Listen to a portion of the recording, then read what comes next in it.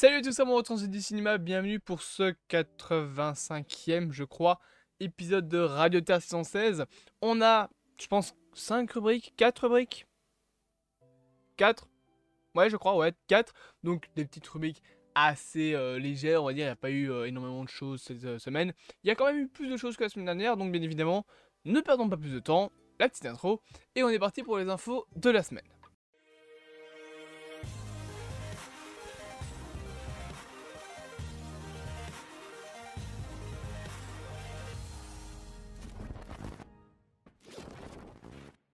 On commence tout de suite avec la première rubrique vrac. On a quelques petites informations qui sont pas, voilà, qui sont intéressantes, mais pas plus que ça non plus. Premièrement, sachez que le script du film Ghost of Tsushima, pardon, j'arrive pas à le lire, serait apparemment prêt. Il serait prêt à tourner le film, mais évidemment quand la grève des acteurs s'arrêtera. On a également un autre scénario, à savoir celui du film Solo de Rey, donc sur l'univers de Star Wars et le nouvel ordre Jedi créé par Rey, qui devrait apparemment être lancé dans quelques mois. Le créateur de la série Peaky Blinders qui écrit ce scénario devrait le proposer à Lucasfilm dans les mois à venir. On a également l'information comme quoi que la grève des acteurs est enfin en passe de se terminer. On aura plus d'informations normalement d'ici la fin de la semaine, peut-être aujourd'hui, on verra bien. Et si jamais c'est le cas, bien évidemment, une vidéo ou un short sortira sur le sujet. Et pour plus ou moins terminer, déjà premièrement, sachez que le trailer du futur film Garfield, donc film d'animation, serait apparemment également prêt à sortir,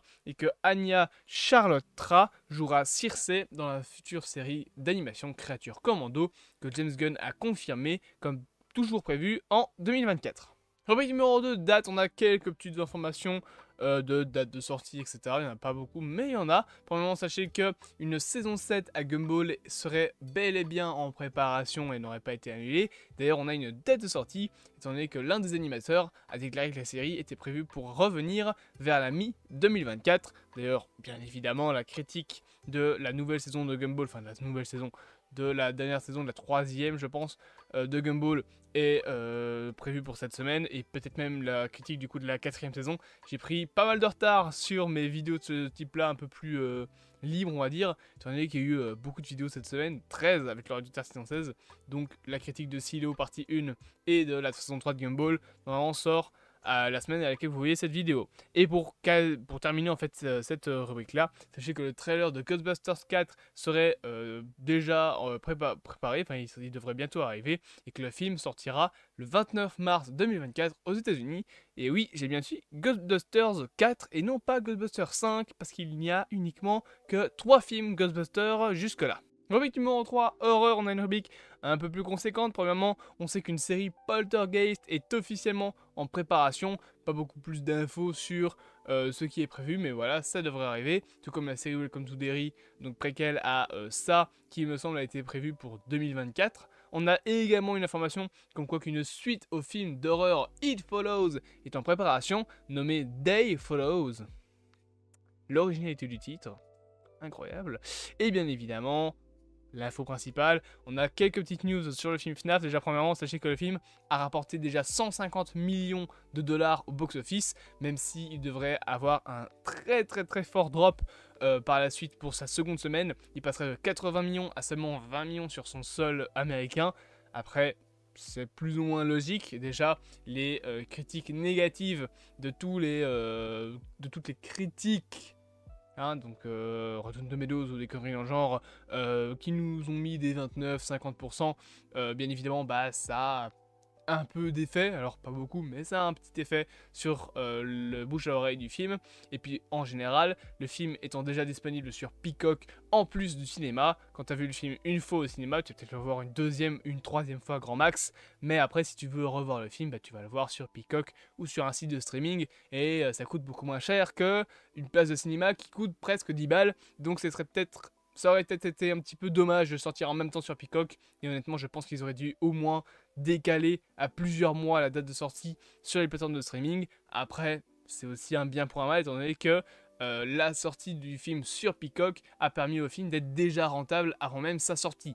Donc bien évidemment, c'est un bien pour un mal. Oui, le film fera peut-être pas beaucoup au box-office, peut-être 200 millions au grand max, mais ça n'empêche que le film est extrêmement rentable. Et pour terminer justement déjà cette critique et pour parler de FNAF, sachez que le script de FNAF 2 est officiellement en préparation. C'est Emma Tammy, la réalisatrice du film, qui l'a déclaré. On espère du coup qu'elle est censée rester dans ce deuxième film FNAF. Et sachez qu'il prendra peut-être un petit peu de retard, pas grand chose, mais en fait ils sont tout simplement en train de le réécrire légèrement afin de prendre en compte peut-être certaines critiques faites sur le premier film, notamment sur le côté horrifique, et c'est surtout ce qu'a annoncé Scott Cawthon, qui prenait très à cœur les critiques et voyait ce qui allait être changé pour la suite du 2. On leur souhaite bonne chance au vu du nombre d'animatroniques qu'il y a dans le deuxième jeu. Et enfin, rubrique numéro 4, Marvel, on a quelques infos. Premièrement, bien évidemment, je pense que vous ne l'avez pas raté, il a fait beaucoup de bruit. Déjà une affiche, mais surtout un trailer pour la série Echo, nouvelle série Marvel qui a tapé dans l'œil des gens. Et le trailer m'a laissé bouche bée, franchement ça a l'air incroyable. On a bien évidemment une autre info, Deadpool 3, puisqu'apparemment dans le film, on aurait la TVA qui chercherait à, on va dire, créer une équipe de super-héros en engageant toutes les versions Prime de chaque super-héros du multivers. Et d'ailleurs, Sean Levi a déclaré que Logan serait bel et bien canon à l'histoire de Deadpool 3. Pour continuer dans Marvel, on a des discussions autour du personnage de Kang qui ont été données cette semaine. Bien évidemment, vous l'avez vu venir, il y a même une vidéo qui est sortie sur le sujet sur la chaîne.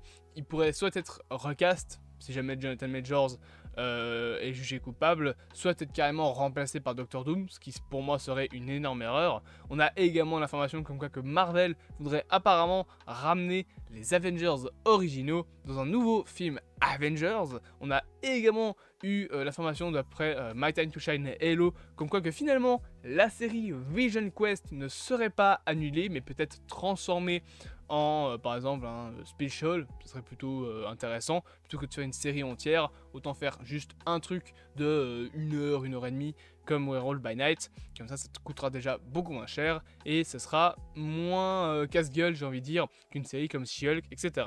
Et pour terminer, sachez que le vautour de Michael Keaton serait apparemment de retour dans Spider-Man 4.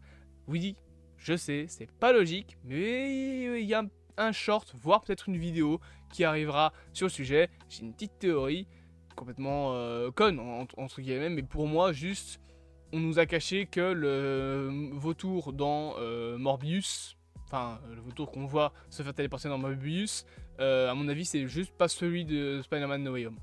Voilà, pour moi, c'est pas celui du MCU, et on nous a induit en erreur en nous faisant croire que c'était celui du MCU, parce que dans le vaste monde qu'est le multivers, il n'y a probablement pas un seul vautour qui est enfermé en prison. Ou alors c'est juste que Wong l'a récupéré depuis l'univers de Morbius pour le foutre dans l'univers de Spider-Man. C'est déjà la fin de cet épisode de Radio 616, bien évidemment. N'hésitez pas à vous abonner, à partager, à liker et à commenter cette dernière. Moi je vous dis à plus à mon temps du cinéma, passez une bonne journée et on se dit à bientôt pour de prochaines aventures.